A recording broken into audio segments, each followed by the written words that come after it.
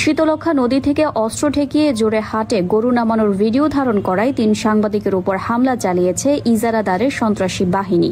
সোমবার ২ জুন ২:৩০টার দিকে নারায়ণগঞ্জ সিটি কর্পোরেশনের ২৪ নং ওয়ার্ড কাইতাখালী পশুর হাটে আজমেরি উসমানের ক্যাডার সহ ২০০ থেকে ২৫০ জন হামলা চালায়। এ সময় আহতদের উদ্ধার করে বন্দর উপজেলা স্বাস্থ্য কমপ্লেক্স চিকিৎসার জন্য ভর্তি করা হয়। আহত সাংবাদিকরা হলেন CNN বাংলা টিভির নারায়ণগঞ্জ জেলা প্রতিনিধি জিহাদ হোসেন, চ্যানেল জিরোর নারায়ণগঞ্জ জেলা প্রতিনিধি আকরাম হোসেন ও জাতীয় দৈনিক বাংলাদেশ সমাচার পত্রিকার বিশেষ প্রতিনিধি মোহাম্মদ শেখ সুমন।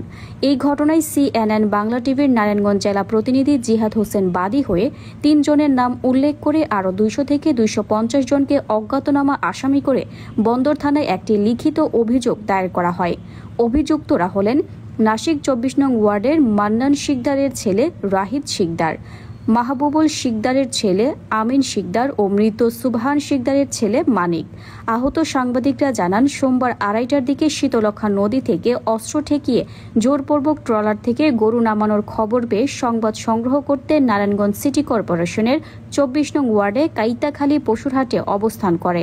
সেখানে গরু নামানোর ভিডিও ধারণ করতে গেলে ক্ষিপ্ত হয়ে উল্লেখিত আওয়ামী লীগ দোসররা অতর্কিত হামলা চালায়।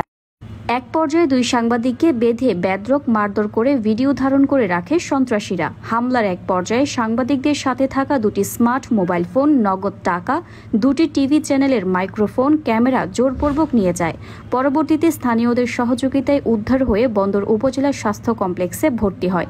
এ বিষয়ে বন্দর থানার অফিসার ইনচার্জ তরিকুল ইসলাম জানান, সাংবাদিকের উপর হামলার ঘটনার অভিযোগ পেয়েছি, তদন্ত করে আইনগতভাবে ব্যবস্থা নেওয়ার নির্দেশ দিয়েছে।